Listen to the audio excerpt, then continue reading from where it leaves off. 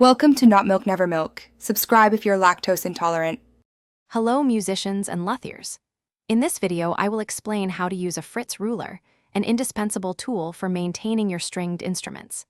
This compact gauge, often made from durable synthetic plastic or stainless steel, is designed for precise measurements. It helps you accurately set up guitars, basses, ukuleles, and banjos, ensuring optimal playability and tone. Understanding its functions will significantly improve your instrument's performance, making adjustments much easier and more consistent. The Fritz ruler provides a variety of essential measurements for your instrument. On the front, you'll find an 80mm scale, along with specific markings for setting string height at the 12th and 14th frets for different instrument types.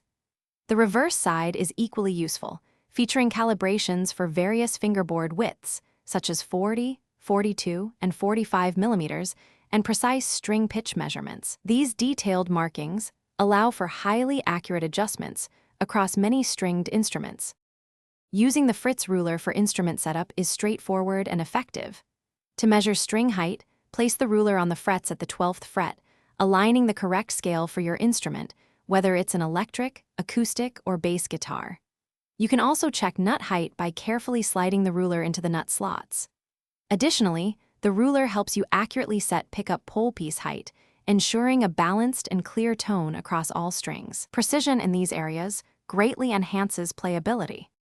To achieve the most precise setups, always ensure the Fritz ruler lies perfectly flat on your frets when measuring string action. Remember to use both the front and back sides of the ruler, as each offers unique and valuable measurements for different parts of your instrument.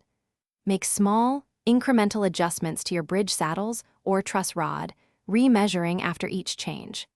This meticulous approach ensures consistent results, leading to optimal playability and a significant reduction in unwanted fret buzz. Thanks for watching. If this was helpful, leave a like and consider subscribing. See you next time.